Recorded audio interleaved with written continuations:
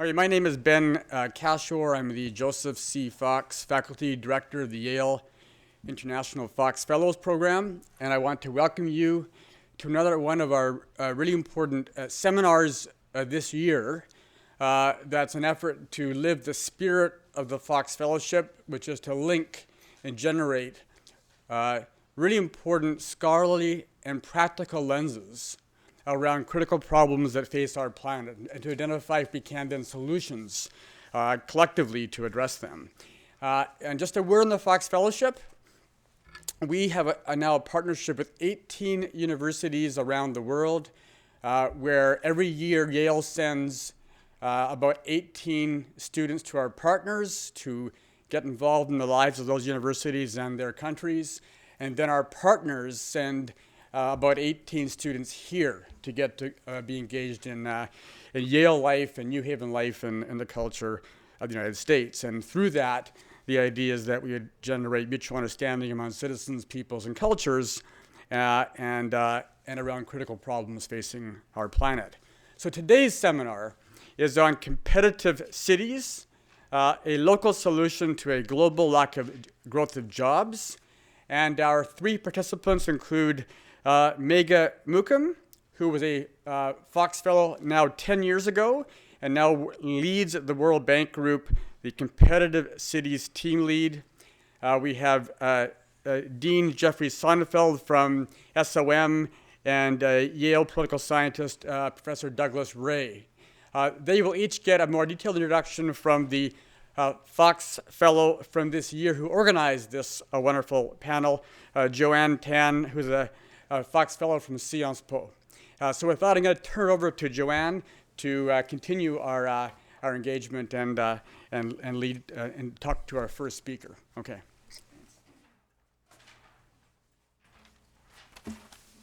Hi everyone, thanks for coming. So I'll introduce our speaker, Megha Mukim.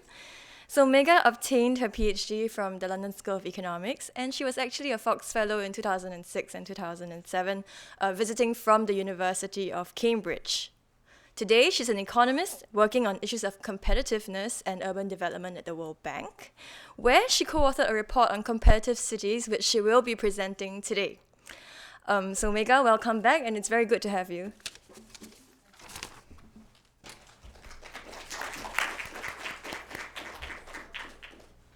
Okay, can everyone hear me okay? Super, thank you. So it's really nice to be back. It's been about 10 years since I was last at New Haven, so it's really a pleasure. Before I get started, I was wondering, could I get a quick, just a show of hands in the audience, which one of you guys do you think you would consider yourselves to be from middle-income countries? Lower middle-income countries, high middle-income countries, doesn't matter. Okay? So think back about 20 or 30 years. I know some of you may not have been around then, but think back about 20 or 30 years. Do you think that your countries would have been considered poor around that time? Yeah? Okay. So I think one of the biggest things that we've noticed is that about 2 or 3 decades ago, most poor people used to be in poor countries. Now, most poor people are actually in middle-income countries. And so what you're seeing is a lot of income divergence within countries, even though there's income convergence across countries. So you have the Indias and the Chinas and the Indonesias and the Philippines all enter and become richer, but at the same time you see a lot of spatial inequalities. And economic geographers will say, well, that's how things develop. You have cumulative causation, you have agglomeration economies, and so you expect to see a lot of spatial inequality as we go forward. So I'm going to have this presentation in 2 parts. I'm going to have a part of the presentation that talks about competitiveness for cities and talk about why we think it's a really urgent subject to talk about. And then the second part is I'll give you a flavor of what we've done at the World Bank, but really I want to talk about what we're actually going to do next and where we think there might be ways to work with people at Yale, whether it be professors or students or policymakers or whatchamacallit. I was also told that the audience is going to be a mix of people. There might be people already working in policy, there might be people who are already city leaders or were city leaders at some point in time, or people who will work for some national leaders or will be working in policies themselves. So let me start with that. I'm going to start with 4 pieces of bad news. We're playing a new game. It's a very competitive game. The rules are always changing. and you can only win as a team. We're playing a new game. It's called economic development. The world is not flat. Economic development is lumpy. Economic activity agglomerates in certain places. So if you look at a couple of countries, in South Korea, mainly economic activity is in Seoul. In Japan, it's mainly Tokyo. Even in a country like the United States, which is decentralized, it's mainly a few cities, Chicago, New York, Seattle, and so on, where you find economic activity agglomerate in a few places. That means that city leaders are going to be in the forefront when it comes to economic development. They're the ones who are going to be driving growth, not just for their cities and their local economies, but also for their national economies. More than half of the world's population already lives in cities, but it's about 80% of GDP when you're thinking about urban areas. And most of the new jobs, most of the new private sector jobs, about almost 3/4 of the new private sector jobs are going to be coming from about 750 of the largest cities in the world. So we have to be in a position where we can understand better what cities do, how they're drivers of growth, and who's actually sitting in the driving seat when we're talking about economic development in local areas. There's going to be many more challenges. The faster that cities grow, there are going to be more slums, there'll be housing crises, there'll be unemployment, there'll be crimes. And so the job of a mayor or a governor of a subnational region is just going to get harder and harder. And there's even more bad news. You can't rely on the national government all the time if you're a city leader. Why? They take too long to make decisions, they're too focused on their own politics, and they don't understand the city-specific challenges, and they certainly don't understand how to address city-specific challenges. So ultimately, there's going to be more and more of an onus on all of the subnational and the city leaders that we have. The second piece of bad news is that it's a very competitive game. Cities are going to be competing for talent and for capital in global markets. Now, you might think, well, you know, when we're thinking about talent and global capital in global markets, we are thinking about the same couple of cities. It's the New Yorks and the Parises and the Shanghais and, the San Franciscos, and they're the ones who are always going to be in the lead. Well, we disagree. We actually think that there are a lot more cities around the globe that are growing very fast. So cities in the developing world are growing about 2.5 times faster than cities in the developed world. And these are not capital cities.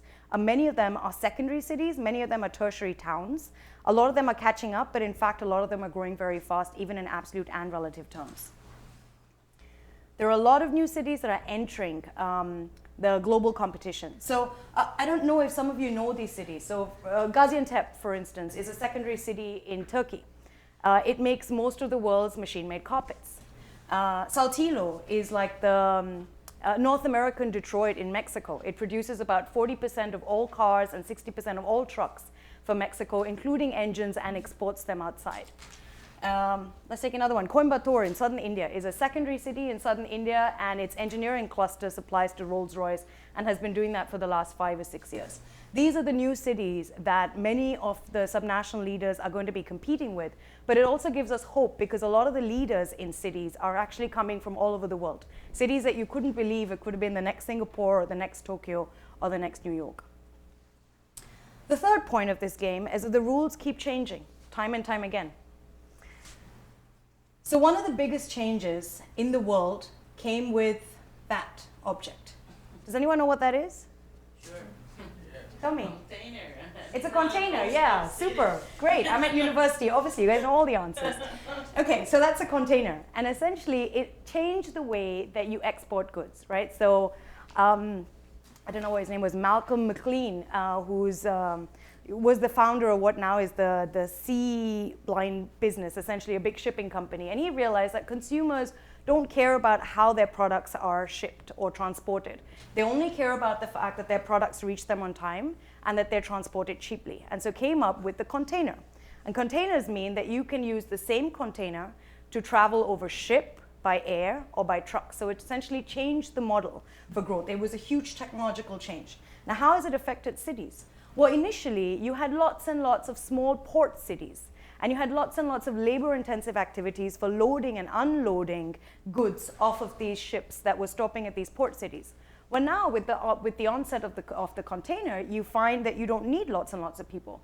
It's much, much cheaper and simpler and faster to have this mechanized, which means that now you have global nodes or shipping nodes, which have existed for a while, but you also have a lot of secondary cities which no longer exist. So, for example, I think one of the exceptions is in Great Britain, it was Liverpool and London, which were the big port cities. And they've had to reinvent themselves because now it's a town called Felixstown, which exists where 40% of the cargo in Britain actually passes through Felixstown. There's going to be a lot more technologies which are going to come about, and there's also going to be a lot more economic and political changes that are going to come about. And what we need to think about is, do we believe that subnational leaders, mayors or governors, are in fact prepared to deal with these changes, whether technological, economic, or political, that are going to come about? Do they understand how it's going to affect their cities? And my last point is, you only win as a team. So one of the guys on my team is Russian, and he came up with this fable. I don't know if many of you are Russian here, but there's a fable which is of a swan, a crawfish, and a pike. And it goes something like this. Okay, so there's swan, there's crawfish, and pike, and they want to pull this heavy cart. Crawfish is going to try and push it backwards. Pike is going to try and push the cart into the water, or pull the cart into the water. And swan is going to fly away and pull the cart. Now, I'm not pointing any fingers, and we don't know who's guilty, but that cart is still there on the top of that hill. So one of the questions that we have for a lot of the policymakers and those who work with policymakers is the cart your city economy? Is that how departments in your city work? Do they work with one another, or do they work against one another? And this is something that we've seen time and time again in the work that we've done at the World Bank, is that actually working as part of coalitions and as teams is extremely important. So with that, let me come to the 4 questions that we see time and time again from the clients that we have in our developing countries. The first question that we get from a lot of our mayors: am I doing enough when it comes to economic development? Who am I competing with? Who are my competitors? Whether it's a niche market, whether it's a particular industry, who are my competitors? Am I ready to respond to change? And am I working as a team? So the World Bank Group put together a team, and we essentially decided to look at some of these problems that were being raised by a lot of our subnational clients, whether they be mayors of cities or governors of subnational regions. And we decided to look at these questions from a variety of perspectives. So we have a database of about 750 cities, about 10 years in time. So we look at national, international, and regional trends, and we compare them across time and across cities. We break down our cities by typology. So we have cities by income, capital versus secondary cities, by natural resources, by industrial mix, and so on. We use a variety of methodologies. We have 6 case studies in each one of the World Bank regions. We have econometric analysis, and we've done a lot of quantitative analysis as well. So what I'm going to leave you with are a couple of findings. We define a competitive city. Our definition of what is a competitive city is a city that facilitates its private sector, which is mainly its firms and its industries, to grow jobs, to increase productivity and increase incomes of its citizens over time. And we believe that it's very important to look at competitive cities, because if you could see the cities that are not competitive by our measures, but could become as competitive as their regional leaders, then about 19 million extra jobs per year could be created. The thing that really puzzled us was when we started to do the research, we thought we were going to come across our household names when it comes to competitive cities, your Tokyos, your Singapores, your Shanghais, etc. But like I said, a lot of the cities that met our criteria, accelerated job growth, income growth, increased productivity, magnets of foreign direct investment, they were not household names. They were not centers of commerce. A lot of them were cities in lagging regions. A lot of them were secondary and tertiary cities. And in fact, they were cities that were in very difficult political climates. And I'm going to give you a sense of the sorts of cities that we found, which we think are actually been extremely successful and competitive over time. So 3 questions that we're going to look at. What do competitive cities do? Who does it? And how does it get done? What, who, and how? What can be done? So this is Kigali in 2005. Landlocked in Rwanda, landlocked country in the middle of sub-Saharan Africa, very poor, no natural resources. And in fact, in early 2000, it was recovering from a genocide. So what do you do? To a city like Kigali, what are you going to do for competitiveness? Fast forward about 10 years later, the downtown is completely transformed. The services sector is extremely vibrant. GDP growth was about 11% a year for about 10 years. Jobs growth was about 8.5 percentage points higher than the Rwandan average. So what is it that Kigali did that made it so competitive? Well, the first thing that they did was after the genocide, they decided to go ahead and do some economy-wide cleaning up. Actual cleaning up of the city itself, investments in infrastructure, sorting out their land markets, looking at their doing business environment, and so on and so forth. But then they started to think about targeting certain niche industries. And they said, well, what industries do we have? What do we actually have? What are our natural resources? What can we actually target to become competitive? So they found out they have gorillas. And so the city of Kigali came together with the national government and with the private sector, and then they came up with a tourism strategy. Now remember, this is sub-Saharan Africa. You're surrounded by Kenya, Tanzania.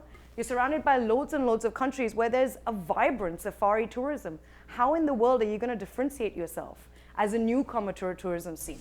And so they decided they were going to go out and they were going to target the high-end tourists. This was going to be a very niche tourism sector. And so they went out, they came up with a strategy, and the way that they planned it was that the city of Kigali became reliable, safe, and clean for the tourists to fly into, and then they would go into the mountains to look at the gorillas.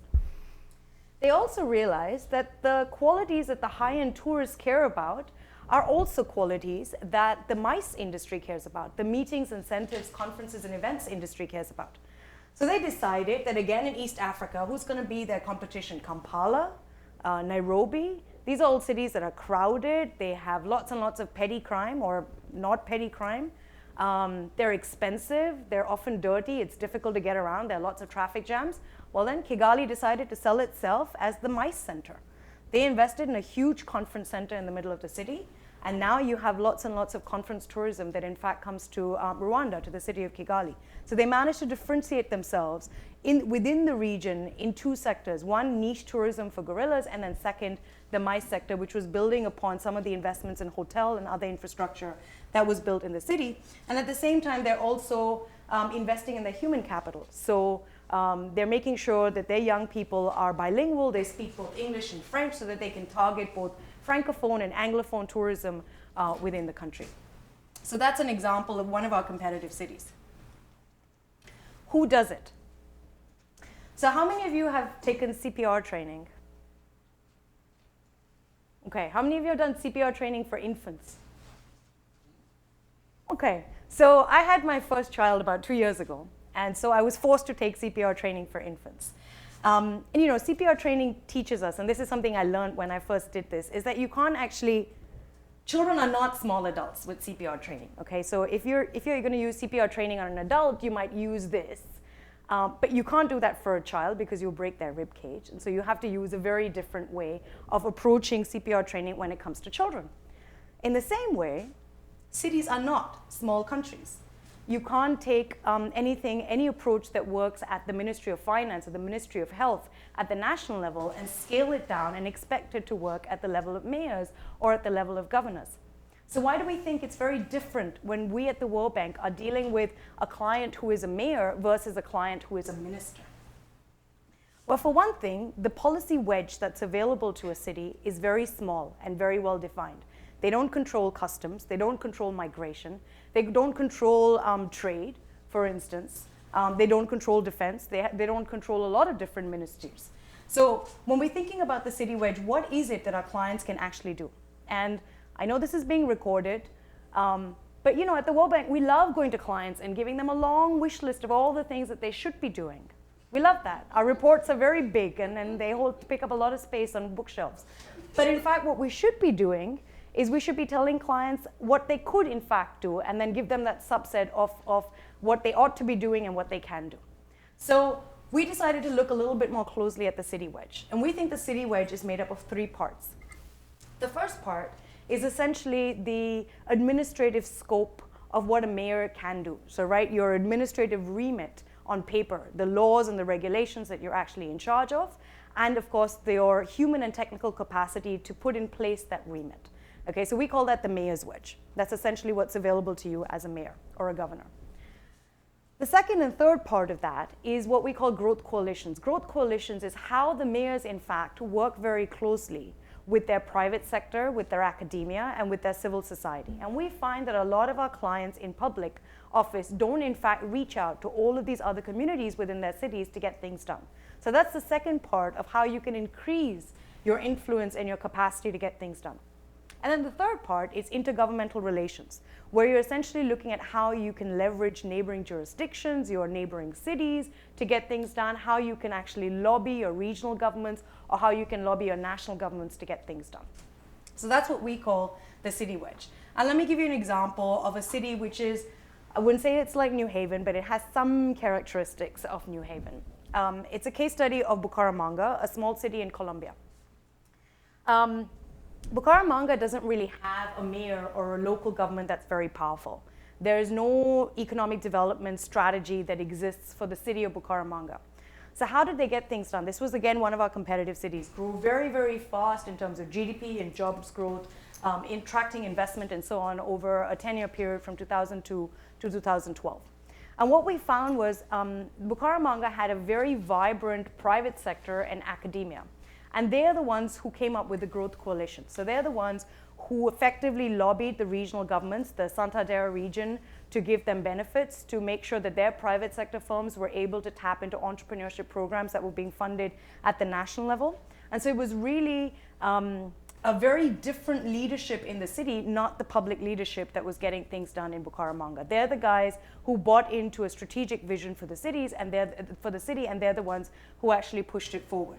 So you had an extremely strong and efficient dialogue between the private sector and academia within the city of Bucaramanga. And some examples of that were, the private sector was suffering because there used to be a hub for, small-scale manufacturing, for sort of low-end manufacturing, textiles, agro-processing, and so on.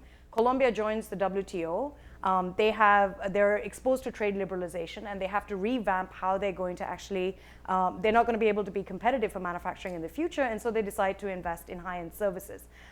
They look at the human capital that they have in the city. They work with the universities to identify medical tourism as one of the things that they would like to sell in the future, and now you find that Bucaramanga is not just one of the Latin American hubs for medical tourism, but they also have a manufacturing sector for medical and engineering precision devices and so on. So they've managed to move into high-end manufacturing and moved into high-end tourism by leveraging their diverse sort of stakeholders within the city. And then the last part is, how do you actually get things done? Now this is incredibly tricky because, again, we're good at identifying what you ought to do, but it's very hard to think about how you get things done in practice. Right? When we speak to our clients, these are some of the examples of the quotes that came up. So some of our clients from the private sector will say, you know what, I didn't even know that there was a city strategy. There's a local economic development strategy for my city. Well, I wasn't really aware of it. We weren't actually consulted. We haven't bought into this economic development strategy, and it's all about local economic growth and development. In South Africa, I'm not going to mention the names of the cities. In South Africa, we came across a local economic development professional in one of the cities that we have an engagement with. And they said in the metro growth strategy, your list of priority projects is 2 or 3 pages long. That's a wish list. That's not a priority list. How can we have 2 or 3 focused projects that we can prioritize? And then the last one is from a Central American city where we met with the Minister of Planning for the region. And they said, and I'm going to read this, we thought we had a problem with our industrial development strategy, but instead we realized that the biggest issues were in fact with our management systems. So all of their focus was, how do you get things done? So let me give you an example of what it is that I mean by this. I'm an economist by training, and so when I started to look at some of these issues, they were abstract and faffy. So it took me a while to get my head around it. I don't know if you have a lot of meetings at Yale. When I was here, I don't remember being part of lots of meetings. But at the World Bank, we have lots and lots and lots of meetings. So we went and we looked at a city in China called Changsha. It's a city that's done what a lot of cities in China and in Asia are trying to do. So they have industrial zones, they try and use land to attract investors, they go out and they have these big fiscal incentives to attract MNCs and so on and so forth. They have lots of vocational training programs and so on, but they're incredibly successful. So we wanted to figure out what was going on. How is it that Changsha is doing essentially what a lot of Chinese cities are doing, but they don't have empty cities, and they're in fact extremely vibrant in being able to attract a lot of people into their city and have a domestic entrepreneurship group. So we looked at how their management structure works. So there were all these diverse units within the city that were doing different things. Guys who were looking at the education, the vocational training markets. You had folks who were in charge of the zones. There were folks who were in charge of, infrastructure investments, services, and so on and so forth. All of them had to come together and be part of what is called a leading group. So this is essentially a picture of one of the leading groups that we sat in on. So a leading group is essentially just a meeting. Okay, but it's an extremely effective meeting in terms of getting things done. There are three elements of their successful meetings that we came across. First, they had a principle of escalating problems and not revisiting decisions. So that was the first principle. They didn't go back and revisit decisions that were made. Only the problems and exceptions were raised in the meetings, and they were solved in those meetings. Secondly, the data, the statistics, and the analytics were extremely important to make sure that the meetings ran smoothly and that there was enough information for decision making. So there was a separate unit of people whose task was to prepare for these meetings and bring all the data and analytics to the meeting so that the policymakers themselves could use that analysis to in fact make joint decisions. So that was extremely important. And then the third one was that all of their incentives were aligned and that they were all held publicly accountable for the roles that they had. So you had incentives and public accountability, you had data and information backing up the system, and you had a principle of exceptions, but not a principle of going back and revisiting all of the decisions that were made in the last meetings. And this led to extremely effective leading groups, which meant that every time there was a strategic decision or there were problems that were raised in the city, no matter about what, they were solved in a straightforward, streamlined manner in Changsha. So it's not about what Changsha did that makes it exceptional. It's about how things were done in Changsha, which really makes it a city that we think is competitive and where we think that other cities can learn from it. Another example is Baltimore, which is much closer to home. I wouldn't go on about it because I'm sure a lot of you know, or many people here might know more about Baltimore. But Baltimore has, tried to put together its budgeting system with its strategic decision-making system via this very sort of robust performance system. And so essentially, they have a zero budgeting system where at the start of the year, you start with a zero budget, no matter what department you're in, and you have to showcase how that budget needs to be filled in with the strategic decisions, and you have to work as a team as you do that. Again, we sat in with Baltimore to see how this system works, and I know there's been lots and lots of case studies that have been written up about Baltimore, and you can read about it. The other cities that I'm talking about, incidentally, you can go to our website, worldbank.org/competitive cities, and all of our case studies are available there of the different cities that I've talked about with the exception of Baltimore. Okay, so summing up, and I'm going to finish. What works for competitive cities? Focus on comparative advantage, especially looking at tradable sectors, whether in services or in goods. Look at horizontal, economy-wide approaches, sorting out your land markets, your business environment, but also look at sector-specific interventions. At the World Bank, we have a very busy debate between horizontal versus vertical. Industrial strategy, industrial policy, or non-industrial policy. And what we found in our cities is, in fact, that they did both simultaneously. Who gets things done? What matters to us, or what we find in our successful case studies, it doesn't matter who gets things done. It matters that it gets done. We find that leadership in the city comes from many different quarters. It doesn't have to be in government. It can be from private sector, it can be from academia, it can be from communities. And then we find that growth coalitions are really important for having a long-term buy-in for strategic plans, for implementation. And then the last one is, how do you get things done? It's really important to delegate powers to cities, but only if they have the right human and technical capacity to put in place mechanisms to deal with their increased remit. And then the last one is, of course, keen attention to implementation. I know that both the professors here are from the School of Management, so they can correct me about all the management practices that I profuse to be talking about right now. So a little bit about what we're doing next at the World Bank. We're doing 3 new things. One, we deal with a lot of clients in developing countries that don't have a lot of data and information. So we're trying to use big data techniques, scraping data off websites to put together a dashboard for about 750 cities to look at things that are essentially very difficult to pick up with the use of surveys. What do I mean by that? Things like networking assets, culture, which are very difficult to do. So if you want to know more about that, I'm happy to talk to you afterwards. This is a new initiative that we have at the bank. The other thing that we're doing is we're trying to understand how you can actually measure the city wedge. How can you come up with a standardized way to measure institutional capacity and to measure the administrative remit that's available, or the ability to work with different partners within a city, and to see if we can come up, I don't want to say index, but with some standardized comparison that we can do across cities within a given country, but across cities, across countries as well.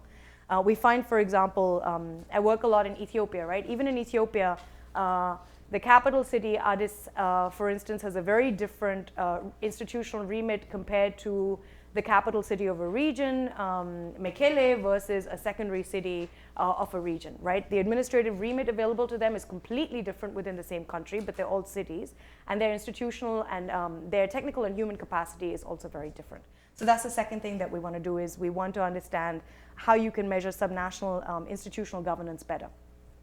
And then the third thing that we're doing is that we've come up with a program for mayors. It's like a mini MBA that we have for mayors around the world. We've been working on it for about a year's time, and we've done it about 7 or 8 of our client countries as an executive training for city leaders, mayors, deputy mayors, leaders of business chambers, and so on, come together for about 3 or 4 days within their cities, and we try and get them to think a little bit about the private sector, to think a little bit about the public sector, and then leave them with some of the management tools that they might require to get things done. So thank you so much for your attention, and if I went very quickly, please feel free to catch me later or pose questions. Thanks.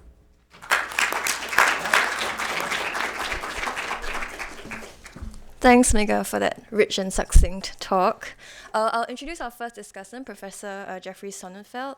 So Professor Sonnenfeld is the Assistant Associate Dean for Leadership Studies and the Lester Crown Professor in the Practice of Management. Apart from this, he is also the founder and president of the Chief Executive Leadership Institute, which is a non-profit educational and research institute that focuses on CEO leadership and corporate governance.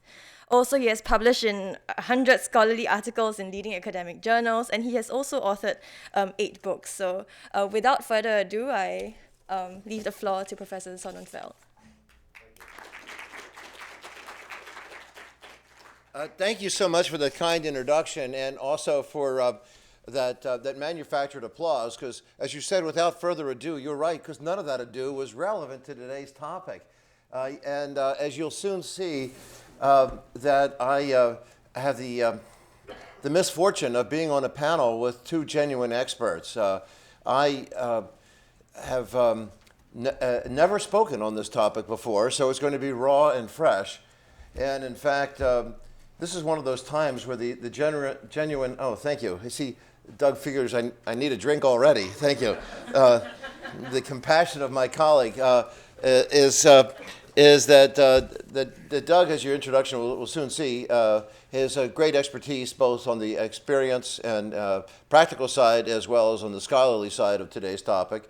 And of course, as we just heard, is an incredible overview of some very sensible and well-researched recommendations, Megha. And I think what you're doing on the practical side with the mayors and what you're doing on the big picture objectives is quite invigorating. In fact, who in their right mind could challenge the ideas of the city wedge concept, of the mayor's wedge, the growth coalitions, and the intergovernmental relations, how the people leverage themselves as those 3 huge takeaways.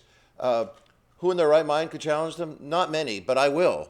But not because there's anything critical. That really would be manufactured. And again, I want to argue today is sort of the opposite of a sandwich. The meat is on either end. I'm sort of the filler in the middle this time. So given that, my take on this, my expertise, is not coming in it as somebody who is a superstar in city planning. In fact, I was learning a lot about the terms here as Megha went through, as I don't want to speak for Doug, but I don't know if he is familiar with the term mice before. We are aware of the rodents, of course, But I hadn't heard about sort of the meetings in industry and conventions, whatever, and the rest. And I think that is a powerful term. I also, though, can see that what you've talked about is in many ways a triumph of the economist perspective, and also of an engineering perspective of design, and also the faith we all love to put into the entrepreneur. So in addition to the mice, you've given us the 3 E's. But those 3 E's aren't so easy. That moving from those E's to practice, what's missing in these neologisms here is the ma. And I don't necessarily mean the maternal side, but maybe. But the mayors and the artists is where I'm wondering how we fit that into the World Bank's equations. In particular, Jane Jacobs, of course, on the great chronicler of the death and life of great American cities, warned us, under the seeming disorder of the old city, wherever the old city is working successfully, is a marvelous order for maintaining the safety of the streets and the freedom of the city. It is a complex order. Its essence is intricacy of sidewalk use, bringing it with constant succession of eyes. This order is all composed of movement and change. And although it is life, not art, we may fancifully call it the art form of the city and liken it to the dance, not to the simple-minded precision dance, with everyone kicking up at the same time, twirling in unison and bowing en masse, but to an intricate ballet in which the individual dancers and ensembles all have distinctive parts which miraculously reinforce each other and compose an orderly whole. The ballet of the good city sidewalk never repeats itself from place to place, and in any one place always replete with new improvisations. And she went on to complain that the pseudoscience of city planning seems to be almost neurotic in its determination to imitate empiric failure and ignore empiric success. So, what's the danger of the art and all this? Well, I'm sure if you had another 10 minutes, you'd go into this. But just this week, the headlines are the Met is rolling out their latest in a series of the Metropolitan Museum of Art of fantastic displays on global empires, worldly empires, and the art of global empires. This particular one is on China. They've had them on various parts of the Islamic world. They've had them on Jerusalem. They've had all these different parts of the world have been featured. But just this one exhibit alone, which is a huge draw for New York City, is the insurance premium just to underwrite the exhibit. The indemnification is a $2.5 billion bond, which even New York couldn't do on their own. So who do they turn to? The National Endowment of the Arts. Well, what else do we have in the headlines today? Who are the first ones to be cut now? It's the National Endowment of the Arts are threatened with being wiped out. We haven't had a threat like this since, and my reckless indiscretion of youth, as Doug knows, I used to be a professor up at the evil Harvard. And there, Robert Mapleworth had a very controversial display, and that was decades ago, and the NEA was challenged then. But now it's being wiped out not overtly for political reasons, but for cost-cutting reasons. The whole budget of this operation is about $148 million.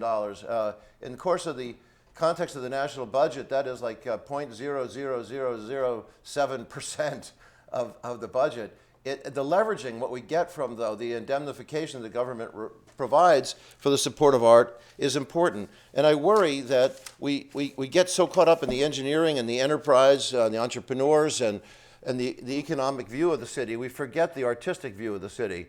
Many mayors are in touch with this. In fact, what's interesting is we take a look at these global contrasts. As exciting as they are challenging when we look at the global contrasts.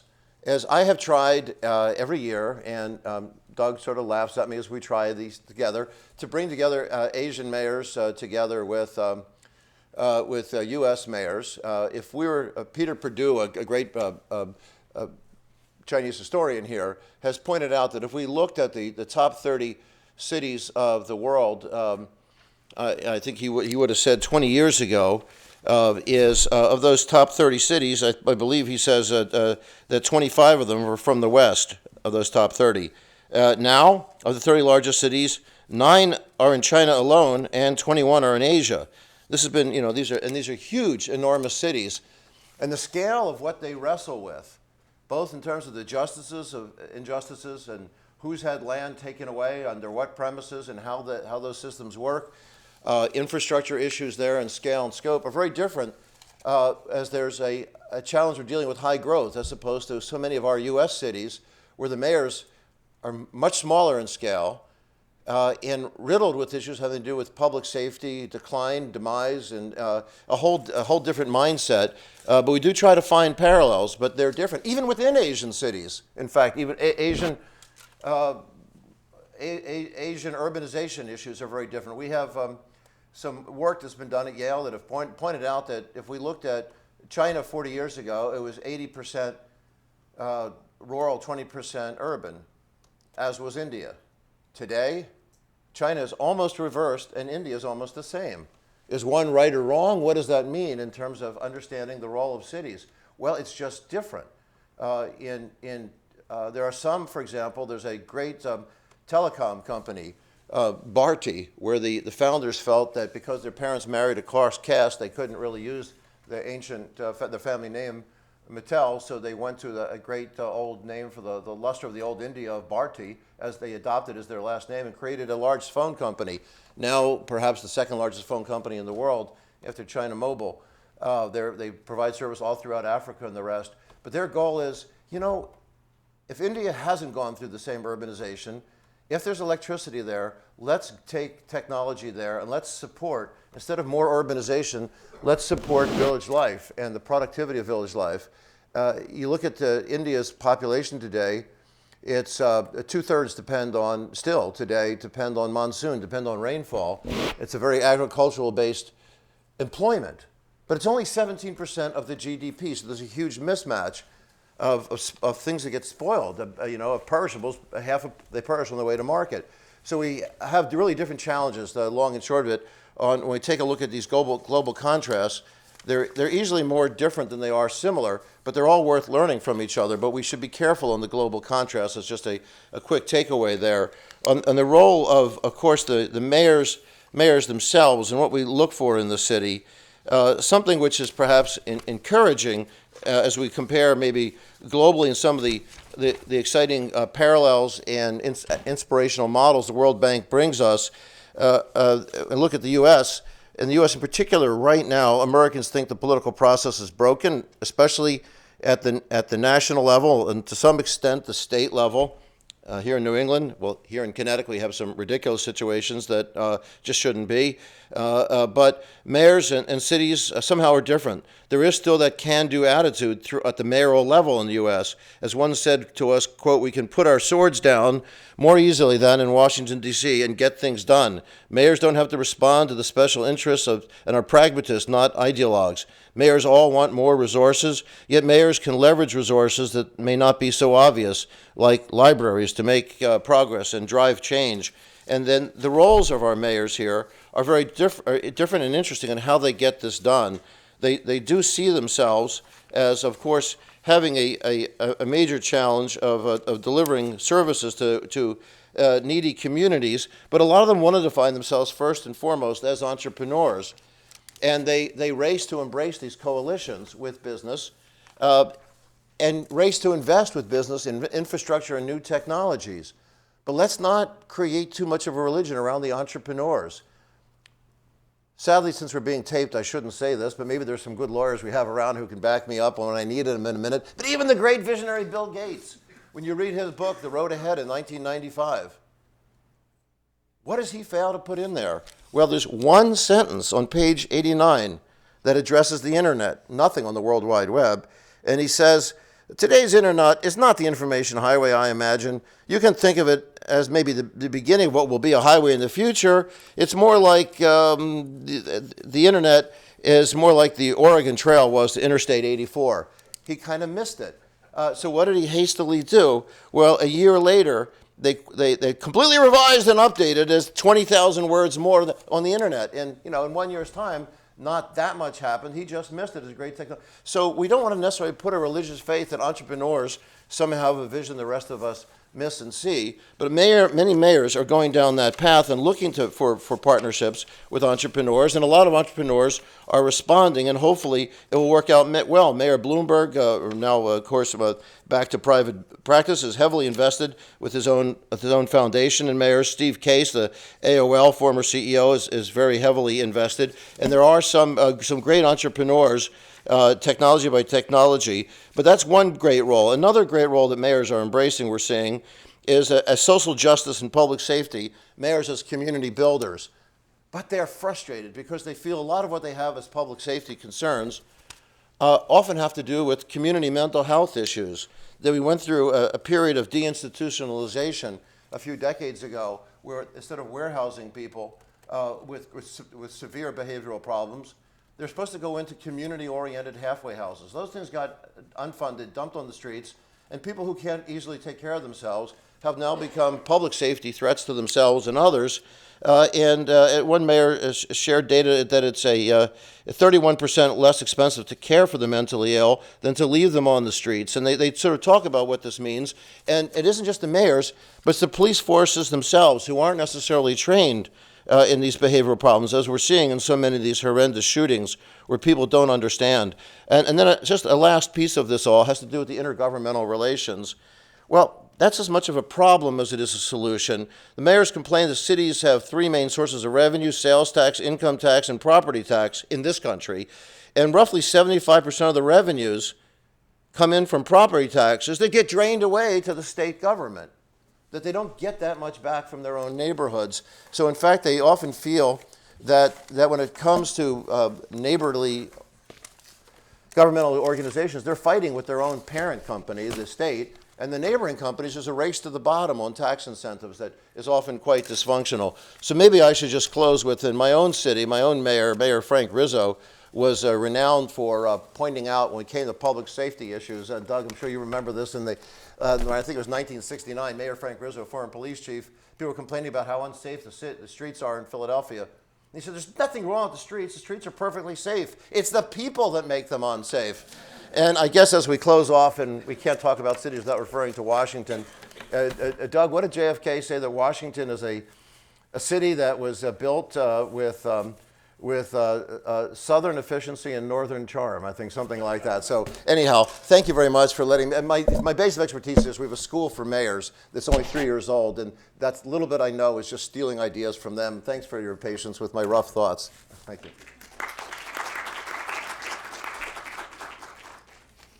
Thanks for your comments. Our next discussant, Professor Douglas Ray, is the Richard S. Ely Professor in the School of Management. And he has had a long and illustrious career at Yale, since getting his PhD at the University of Wisconsin-Madison in 1967. He's been a faculty member at Yale and has chaired the Political Science Department in the 1980s. And in addition, between 1990 and 1991, he served as the Chief Administrative Officer for the City of New Haven. His research interests are centered on business government relations, cities and regional planning, as well as government elections. So thanks very much for coming, and I leave the floor to you. Thanks very much. The Rwandan story that you gave us is a compelling one, and my wife traveled halfway around the world to see the mountain gorillas exactly as it was planned. Another anecdotal connection is Baltimore. I had a 2-year stint as a consultant to Baltimore on housing abandonment. And Baltimore is, even if the formal processes look pretty smooth, what's underneath is pretty nasty. And governing Baltimore is a real challenge. I'm humbled by looking at the scope and ambition of the work you report, which is just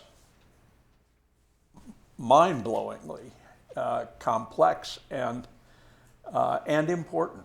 The future of the world is, in a very considerable measure, the future of its cities.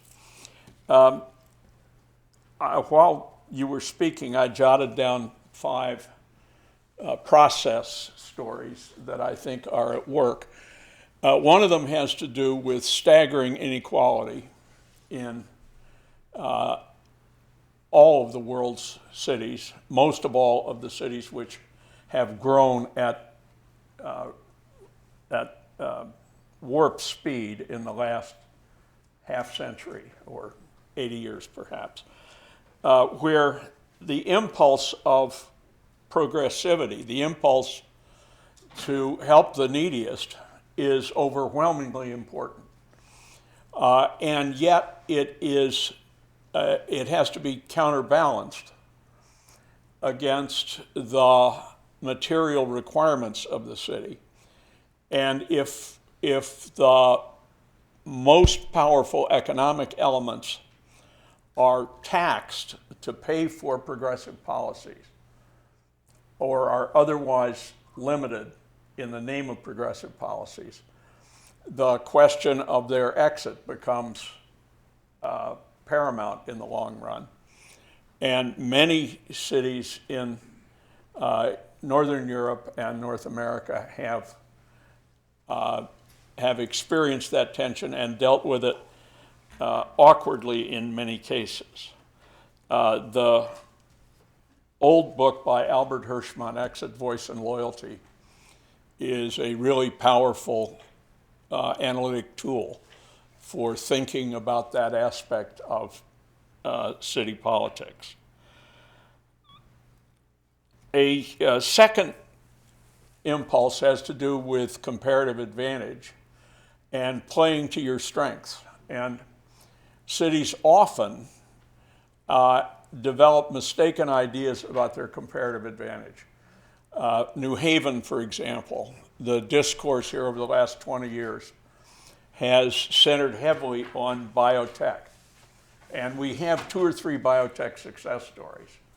But if you look at our capacity to attract biotech capital and talent, we are somewhere near 45th or 50th among American cities, and it is very unlikely that we will get into, let's say, the top 20. And the reason for that is that the central hubs of the great biotech centers are all universities with very strong life sciences and engineering faculties. And Yale is a great university. It is not a great science university in the way that MIT or Stanford are great scientific universities. So reading the comparative advantage well, the one comparative advantage story that, in my experience, fails almost all the time is conference centers. Building large buildings in post-industrial neighborhoods and assuming that people will come from across the region or across the globe to hold meetings there is generally not a winning tactic. I have some family pride in the tactic being taken in Boston now. MIT has created an accelerator and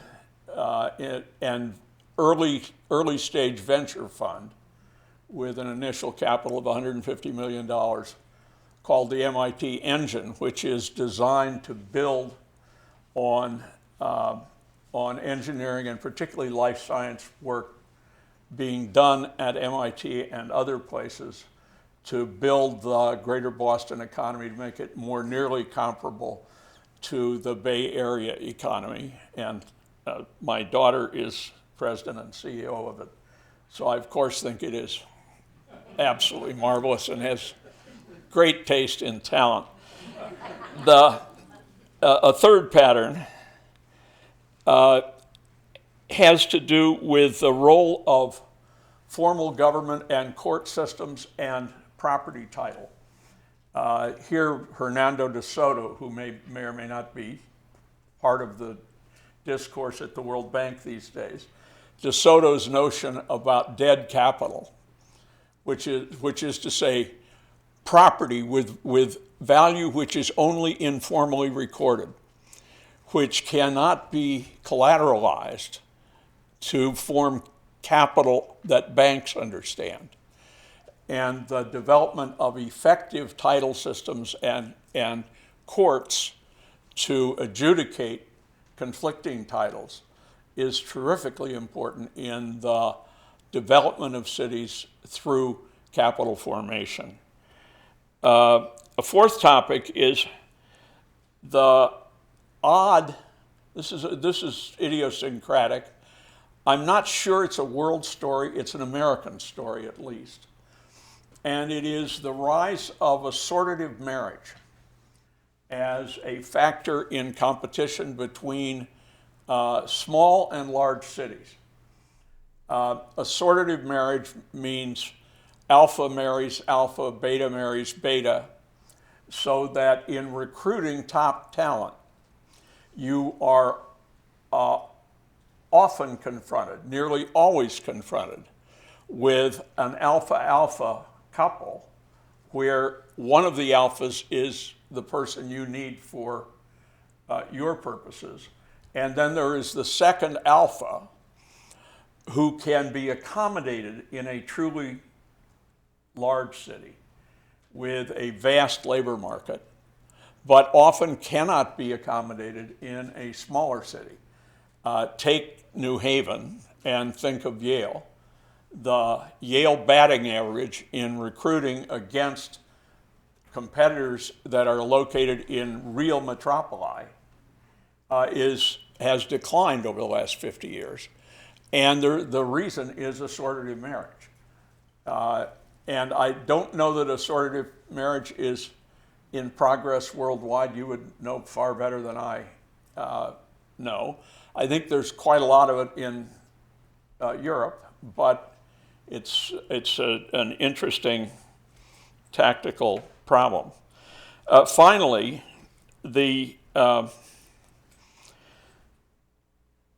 your well-made point about the rules of the game changing constantly is certainly valid, but the substratum behind the whole thing is demography and energy. It's the biology of demography and the transition from relatively short lives, the falling death rate, the birth rate failing to adjust to that falling death rate, the surge in population, which is recorded across the globe in large cities, and then the stage 4 story, which is Japan, much of Europe, Russia, is the rhythms of that are extremely powerful in determining what's possible in cities at any given moment. And much of the world is going to pass, and most of the world's cities will pass from rapid population growth with lots of young people to slow population growth, even equilibrium, with aging populations. So that if you go to any Japanese city and think about the demography, it's a wholly different thing than in cities which have not progressed that far through the demographic transition. The energy economy, I have the quite probably naive belief that there's a bright future in world energy, that fusion eventually comes. And when fusion arrives, the possibility of mass affluence in the cities we now find most problematic because of the vertical inequalities will be possible, and that will be a whole different challenge. It will be your generation, not mine, which is there to face that happy prospect if it comes. Thanks.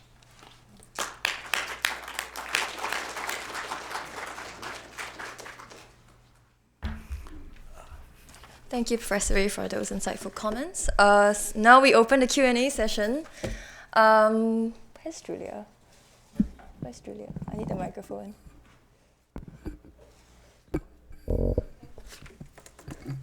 Sorry, I'm waiting for the microphone so that we can actually hear your questions. Can I ask that they switch the lights back on, because I can barely see the audience. Oh. Oh, much better. Okay. Yeah, thank you. Yeah. Okay, anyone wants to? Yes. Hang on. Let me get the mic. We thought we were alone. How nice that is. Thanks for coming. Thanks for staying.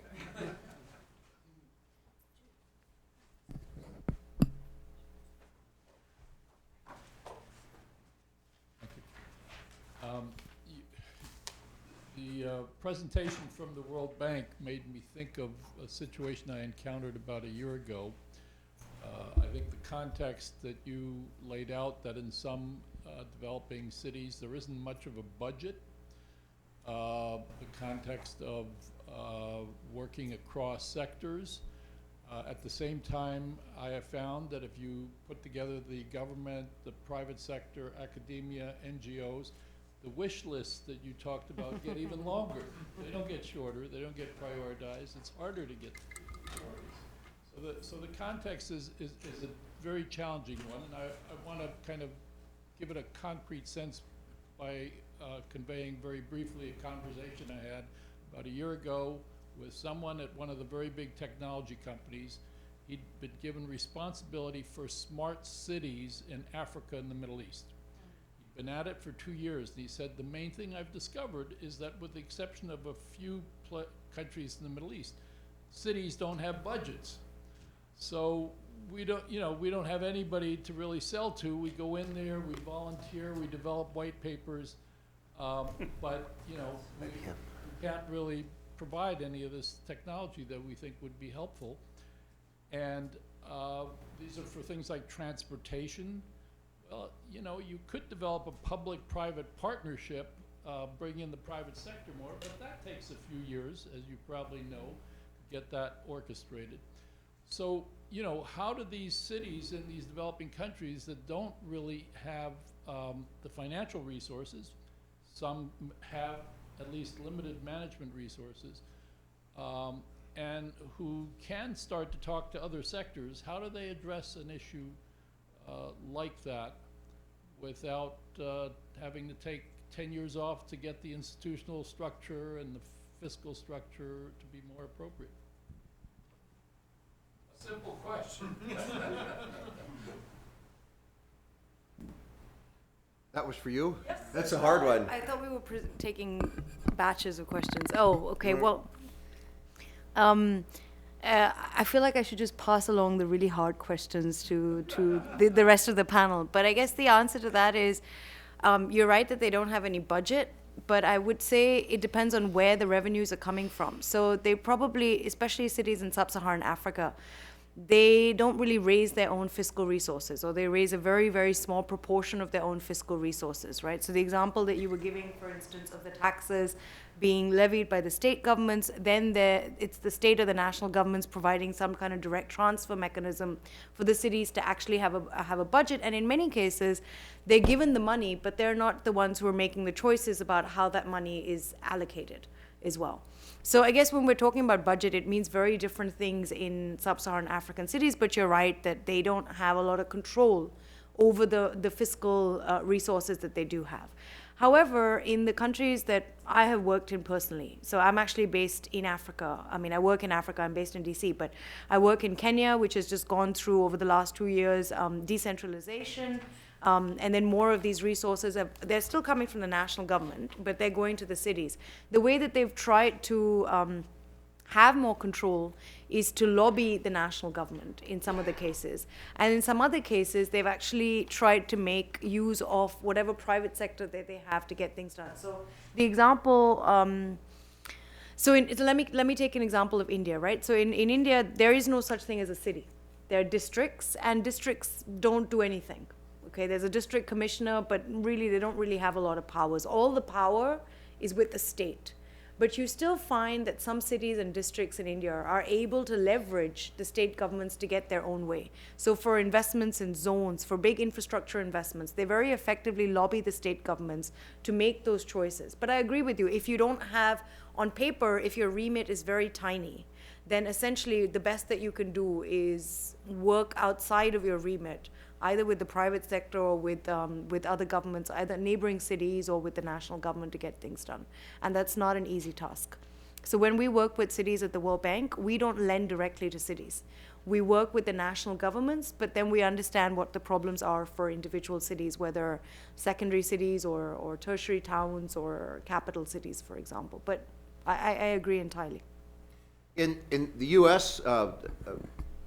Model, and I should pass the mic very quickly to Doug on this one, it seems that some of the challenges have to do with appreciating the cities as a statewide or national resource and not having a heartland versus downtown hostility, that we have drawn some boundaries that are pretty rigid. There's been a profound transfer of wealth that's not talked about much from the industrial Northeast and Rust Belt to the Sun Belt, from the blue states to the red states. We don't get our tax dollar back here, despite the ideological complaints to the contrary.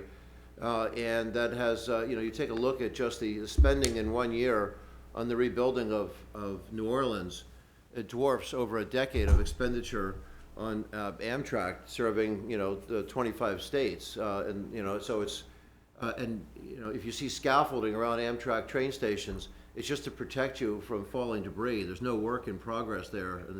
And it's a tragedy. That's a huge political issue. If you want to bury yourself from the daily headlines because of issues in the administration right now and try to think of something positive, Trump really does want to invest in infrastructure and into the Northeast. So there's some perhaps good news that it might happen there. And the privatization side, though, it worries me about these partnerships, because you're right. I believe that one or two of the companies with the Smarter Cities initiatives that Doug and I were just mumbling who we think you had in mind, it is a problem if they don't find somebody to pay for it. But the embrace of private that we're seeing here in the country, we worry if there might be a big return to privatization, maybe not leading to oligarchs taking over state resources as we've seen in Russia, but some are using that as a model these days, frightening. But the notion of seeing the growth again of these proprietary prisons and things like that, where we wonder about public resources going into private hands with scary accountability and things. But Doug, I don't know if you have any. No, on infrastructure, your mention of Amtrak reminds me that there is, at least in the American case, there is a 100-year history of rivalry between the automobile industry and urban values. And the victory belongs decisively to the automobile industry Right. in most places. Right. And rail, it's interesting with rail now. Freight rail is beginning to prosper at an increasing rate in the U.S., particularly long-haul freight. And passenger rail only prospers in places with huge density like the Washington-Boston corridor, but then we screw it up. And it's the infrastructure between New Haven and New York is cataclysmically inferior to the standard that ought to be met and is met in other comparable economies worldwide. It's actually slower now than it was 30, 40 years ago, isn't it? It's the fastest train ever between New York and New Haven was the Merchants Express in 1949, an hour and 23 minutes. And that's nothing special. It's 70 miles, do the math.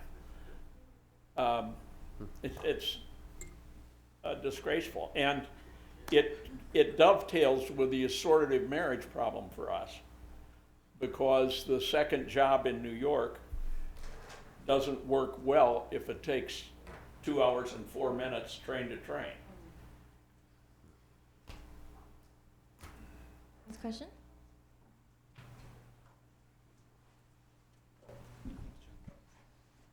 Thank you for your inspiring panel. When Professor Jeffrey Sonnenfeld talking about the roles of mayors, I just remember a book, the book of Benjamin Barber, a political theorist, and the title of the book is "If Mayors Rule the World: Dysfunctional Nations, Rising Cities." And let me just tell about the book.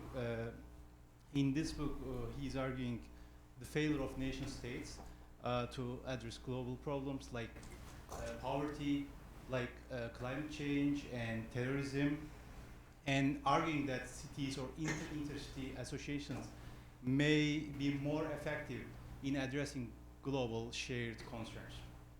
And raising the question, and the argument is the problems are too big or for the nation states. And raising the question, is the nation state today dysfunctional and obsolete? So I'm raising this question to you by inspiring the points you made about the roles of mayors. Thanks so much. Well, certainly huge ones having to do with security, public safety issues of whether or not it's gun violence or terrorism, issues having to do with climate change and pollution. These are issues that are much larger than a municipality and sadly larger than a nation state. And we have problems right now on the collective action front, I think, across continents. So hopefully that will be improved. I've already upset you? No, indeed, I can add one more comment. At the same time, keeping in mind the role of United Nations and the functions of United Nations, you can say something about the United Nations role. My question, I would be more happy. Well, I defer to the World Bank for speaking about that was about cheeky. global organizations and what they can do, because we had a colleague here who had a version of I guess Dahl's Who Rules, or who was it? But it was Who Governs. Yeah, this was taking a look on the at global governance. A guy, Jonathan Coppell, now at Arizona, who questioned what's the legitimacy of different international organizations and how are they accountable to different sovereign states and all the rest. And we do have, stepping beyond the United Nations, we have an awful lot of global NGOs and also a lot of organizations that are call themselves NGOs, and the governance of them is pretty opaque. So it's hard on that front. We need them, but we also need more accountability on that front. I even feel that way. This is not a political thing to say, so I wouldn't say this as we're being reported, that even Davos, the World Economic Forum, I have more questions about the governance and transparency and funding issues and things about some of these global well-intended enterprises. But the United Nations is obviously has a great heritage and does a lot of good, and is also paralyzed by politics, as we are on within nations. But the mayors, they do have prospects to do a lot of good. They're very pragmatic, and the things that they focus on are not grand theory and a lot of dogma and ideology. It's very much focused on the here and now, and I do think there are reasons to be optimistic. We see that as both of my colleagues up here talked about the growth of mega cities, and that young people do want to be there, which is a big change.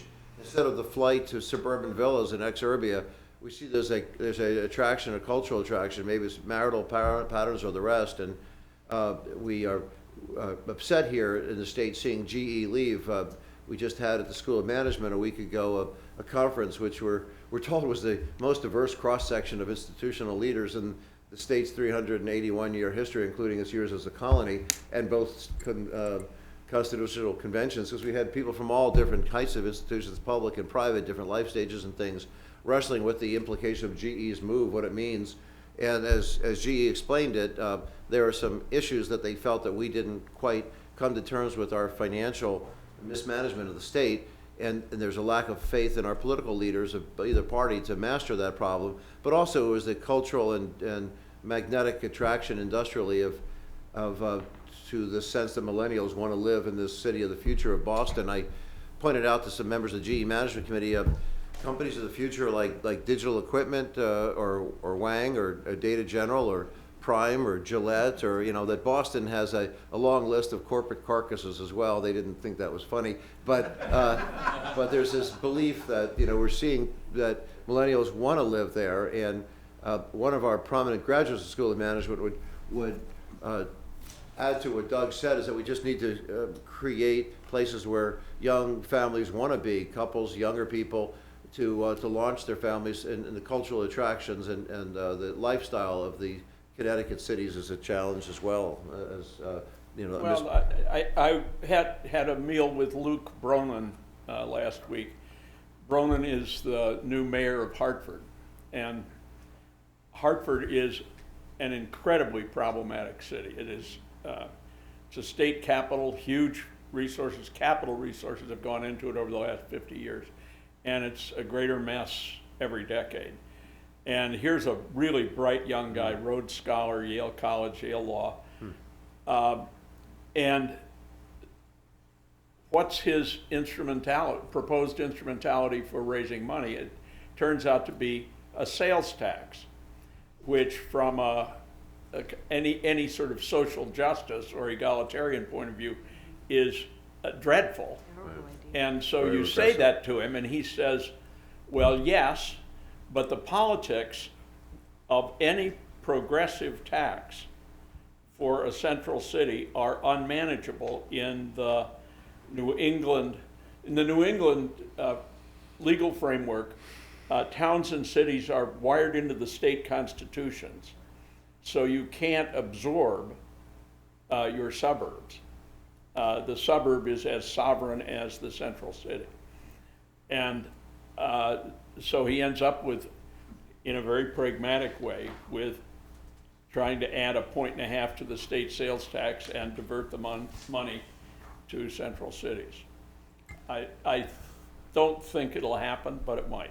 That's such a huge problem, Doug, and it came out last week in our, of all things, the head of the AFL-CIO, who I expected to take a whole different position, John Olson, get up there and said, we have way too many municipalities and it's constitutionally protected, but he said there's no state in the nation that has as small a set of baronies, and they're all represented in Hartford, and they all we can't expand infrastructure because they're not in my backyard.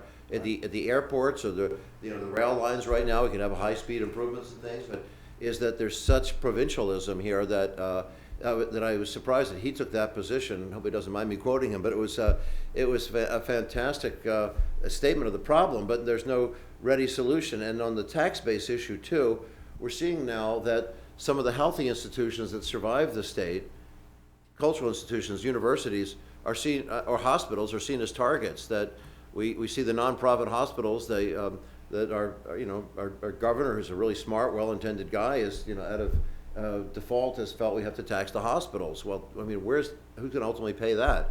Or we have to tax, ironically, in this state it's Democrats, and nationally it flips over and it's Republicans that want to tax universities. The incentive there, of course, is to stop giving if we're going to tax university endowments. And whereas MIT and Harvard are actually net transfer payment recipients in Massachusetts as engines of economic development, we have politicians in here that want to do the opposite, that if there are biolabs or anything that looks like it could ultimately lead to job-creating economic development opportunities, then let's tax them because they have commercial prospects, and that's really frightening. We have this university, I think Doug will back me up on this, actually pays more, not just proportionately, but actually nominally to this city than Harvard or MIT pay to their host city, and that's absolutely. When I was on the wrong side of that. When I was chief administrative officer, the city was really broke. We were laying off 15% of the workforce. And I looked at Yale's tax exempt properties, and my eye fell on the golf course, which is justified in that document as a nature conservancy and outdoor education center. And I called the then president of the university and said, we're going to put it on the tax rolls. And I don't think you're going to want to fight it. And he knew that he couldn't fight it, right? It was untenable. But, you know, the university's tax, the solution, the partial solution that Yale came up with was pilot, payment in lieu of taxes, where we tax the whole state and then pay a certain percentage of the tax bill that the universities would otherwise owe.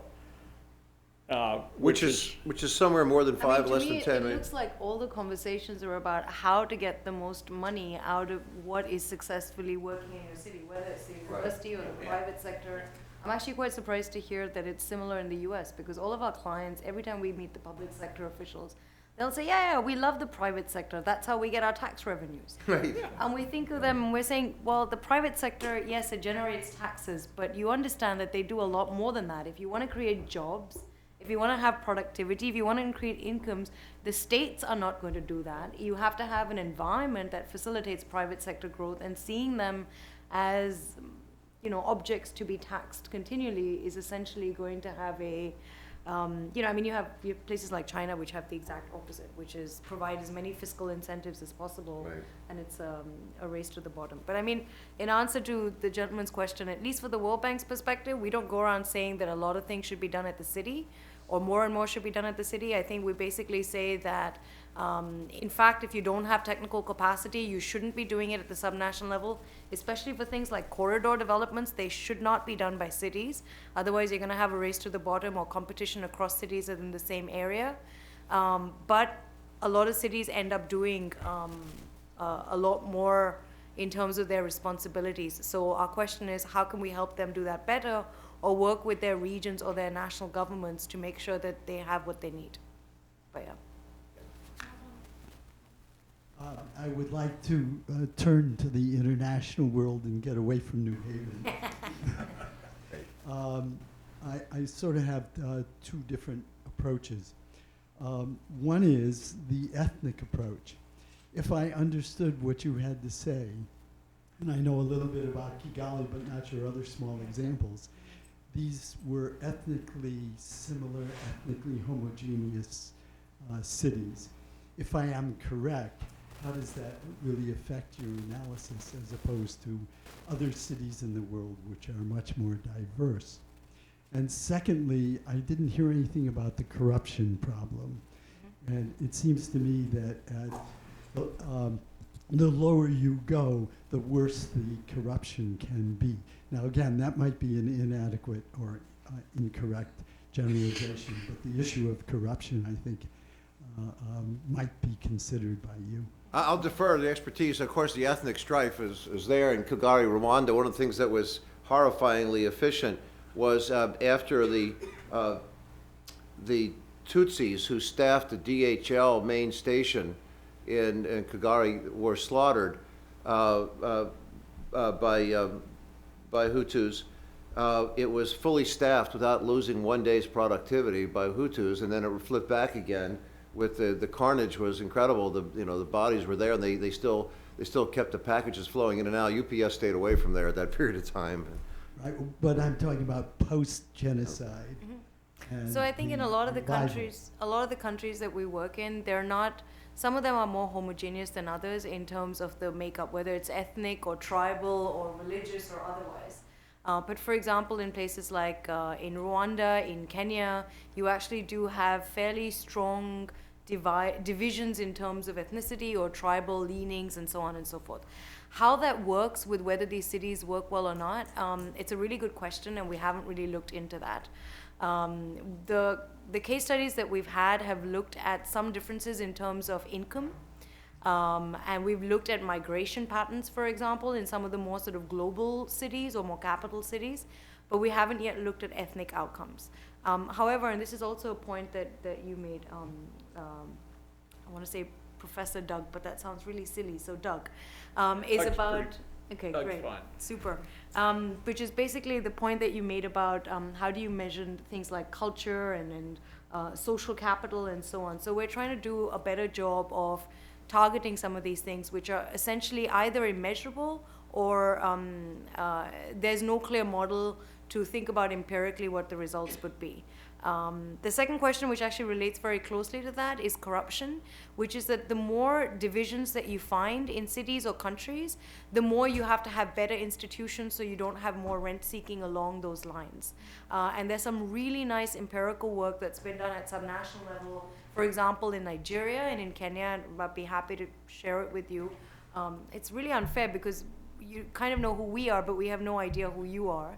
But I'd be happy to share that with you, which essentially showcases how the government institutional setups at the national level can have a very different incentive structure for those who are standing in power for local communities and in local governments, and how changing the civil service and the bureaucracy can have outcomes that you hadn't imagined. It's a very interesting topic, and that's why something that we want to look at much, much more, I think, robustly at the bank, is to look at these governance structures that operate at the national but also at the subnational level.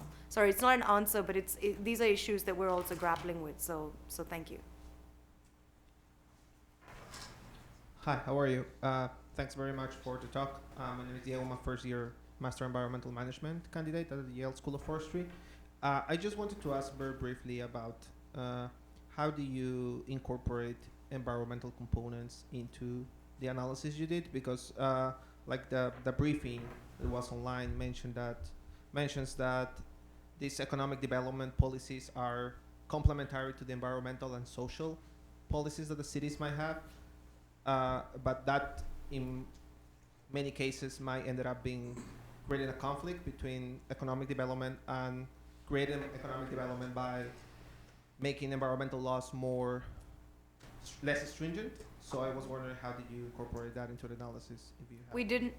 It's a very good answer, and we didn't. We only looked at economic development in terms of jobs, productivity growth, and GDP as our outcomes. And in some of the cities that we studied, we saw a trade-off. You're absolutely right. You could see that cities were making decisions which was a trade-off between environmental concerns versus economic concerns. We did look a little bit more deeply into social versus economic trade-offs that will be made by cities, efficiency versus equity, but not so much on the environment side. There's a group at the World Bank which looks at, I don't know what are they, sustainable cities? Climate change cities, something like that, which is like my sister unit for the competitive cities team, and they essentially look very deeply into all of these issues which are related to environment, new technologies, and so on and so forth. But simple answer, we didn't. We looked at a very clear economic outcome, and then we decided to focus the report on that. Fabulous questions. And the last one. Hi, my name is Yannick. I'm an alum of Yale College. I have a question for Professor Ray. I want to congratulate you on your daughter's heading It is great. life sciences, whatever it is. And I have a question about Boston, even though I'm originally from Haiti.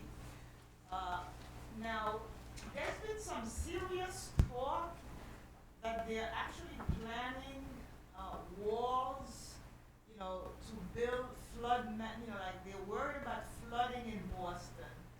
They're actually planning to build walls or some sorts of construction to prevent flooding. Now, are people accounting for that? I mean, in the cities accounting for, if you're going to have economic development, are they also accounting for the enormous cost of these walls to prevent flooding in the future? Is that being taken into consideration? Well, I think Boston has a few decades before it's entirely inundated. But there are other cities. South Beach, for example, in Miami, Florida, now has huge energy costs from water pumping. If they were not pumping water in the cubic kilometers, the streets of South Beach would be flooding. And that issue worldwide is enormous, and it's I would guess in places like Bangladesh and places with similar geographies and economies, Yep. the size of the crisis is much larger than it is in places like Boston. I mean, I have no idea if Boston is seriously planning walls and water breaks, but I imagine they will need to. Say, someone in our School of Forestry and Environmental Sciences, Karen Cito, has been studying that impact at different cities around the world and what's not being figured into the planning of rising water levels.